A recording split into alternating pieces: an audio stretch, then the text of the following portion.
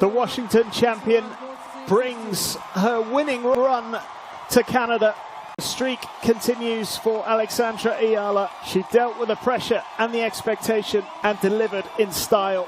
What an incredible few weeks it's been for the 21-year-old. To watch, she loves the game. Kagulat world, grabe ang ginawa ni Alexandra Ayala sa Toronto. Sa gabing puno ng Philippine flags, sigawan at matinding pressure sa center court, pinatunayan ng 21-year-old Filipina na hindi natapos sa Washington ang kanyang momentum. Tinalo ni Alex si Alicia Parks, 6-1, 4-6, 6-2, sa loob ng isang oras at 51 minutes upang umabante sa third round ng National Bank Open, isang WTA 1000 tournament. Mula sa unang set, ipinakita agad ni Alex kung sino ang mas kontrolado. Mabilis niyang binasag ang rhythm na malakas magsilbing si Parks at tinapos ang opener sa dominanteng 6-1. Bumawi ang American sa second set, kumapit sa kanyang power game at pinilit ang decider, 6-4. Pero sa third set, lumabas ang bagong bersyon ni Alex, kalmado, matapang at hindi natitinag. Matapos makabawi si Parks para itabla sa 2-2, rumatsada si Alex ng 4 na sunod na games para tapusin ang laban. Mas malinaw ang kuwento sa numero. Kahit nakapagtala si Parks ng 10 aces kumpara sa dalawa ni Alex, mas mahusay ang Filipina sa mahalagang bahagi. 71.1% sa first serve points, 1 at 5 breakpoint conversions sa 14 pagkakataon. Ito rin ang matamis na ganti ni Alex matapos siyang talunin ni Parks sa Australian Open noong Enero.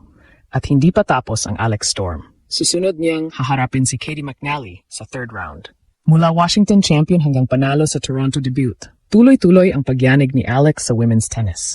At sa bawat pressure moment, mas lalo niyang ipinapakitang handa na siyang manatili sa pinakamataas na antas.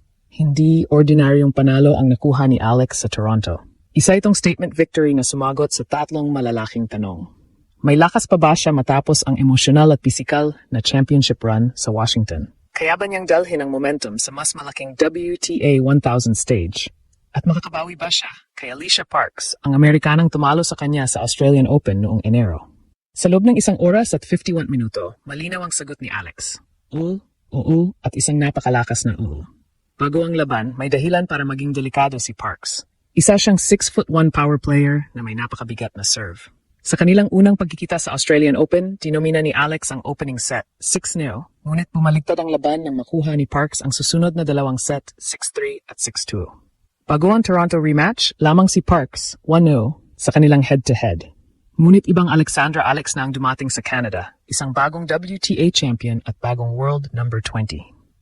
Iyon ang klase ng nakaraang pagkatalo na pwedeng manatili sa isip ng isang manlalaro. Lalo na kapag muli mong kaharap ang parehong estilo, mabilis na serve, maikling rallies at bigla ang winners. Ngunit makalipas lamang ang ilang buwan, mas kumpleto, mas kalmado at mas kumpiyansa na ang Filipina. Pagpasok pa lamang sa center court, ramdam na ang bigat ng sandali. Inilarawan mismo ng National Bank Open ang night session bilang isang packed house. Sinabi rin ng tournament preview na matagal nang hinihintay ng Filipino community sa Toronto ang pagkakataong makita si Alex. Hindi lamang ito Canadian Open debut. Para sa maraming Pilipino sa Canada, parang home game ito. Ngunit sa halip na matabunan ng ingay at expectation, ginamit yun ni Alex bilang enerhiya. Sa first set, agad niyang inalis ang comfort zone ni Parks. Hindi niya hinayaang maging serve and 1-2 punch contest ang laban. Maaga niyang ibinalik ang bola, pinahaba ang ilang rallies at pinilit si Parks na gumawa ng dagdag na shot. Ang resulta, 6-1 para kay Alex. Dominante ang score, pero mas mahalaga ang mensahe. Hindi na siya ang player na basta maghihintay kung kailan magkakamali ang kalaban. Siya na mismo ang nagdidikta ng direksyon. Dito naging interesante ang second set. Hindi naman basta mawawala ang pinakamalaking sandata ni Parks. Unti-unting naging mas epektibo ang serve ng American, naging agresibo siya sa kanyang mga palo at napilitang magtrabaho si Alex sa halos bawat service game. Nagpalitan sila ng service holds bago nakuha ni Parks ang mahalagang game upang kunin ang second set, 6-4, at dalhin ang laban sa isang deciding third set. Dito pwedeng pumasok sa isip ni Alex ang nangyari sa Australian Open. Dominanteng unang set, pagkatapos ay biglang bumalik ang mas malakas magsilbing kalaban. Ngunit dito rin natin nakita ang pinakamahalagang pagbabago kay Alex. Hindi siya nagpanic. Hindi niya hinabol ang bawat puntos na parang kailangang tapusin agad ang laban. Hindi siya nagpadala sa frustration matapos mawala ang second set. Sa halip, bumalik siya sa kanyang patterns, inayos ang return at muling pinilit si Parks na maglaro ng dagdag na bola. Sa third set, kumuha si Alex ng mabilis na 2-0 lead. Nakabawi si Parks at naitabla ang set sa 2-2. Naroon na naman ang momentum swing. Naroon na naman ang posibilidad na maulit ang nangyari sa Melbourne. Pero sa halip na tuluyang ibigay ang momentum, isinara ni Alex ang pinto. 4 na sunod na games, walang pag-atra.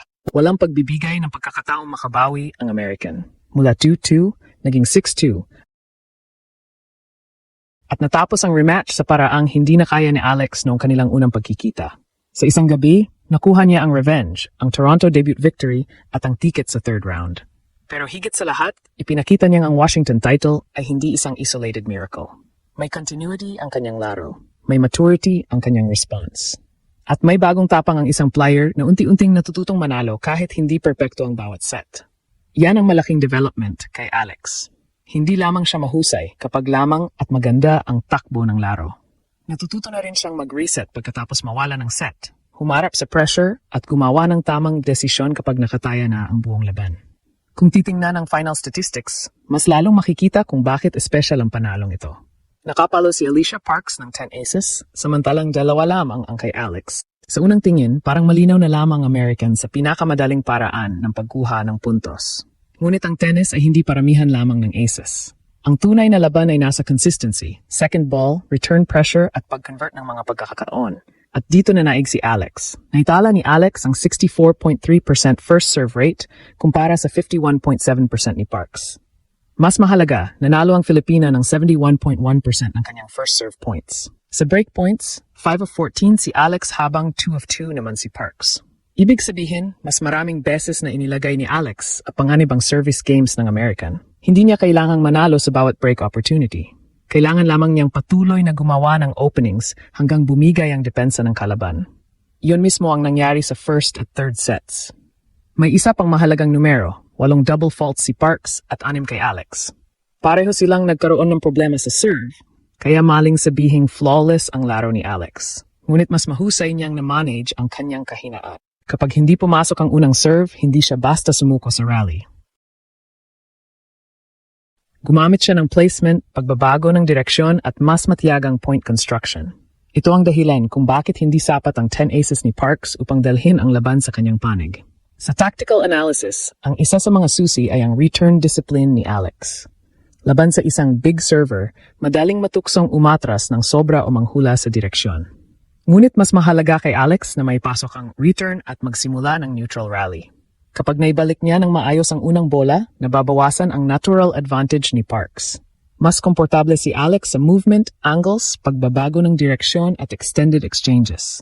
Hindi ito simpleng kuwento na mas malakas si Alex. Mas tama ang sabihin na mas mahusay niyang ginamit ang buong court at mas malinaw ang kanyang decision-making sa pressure points.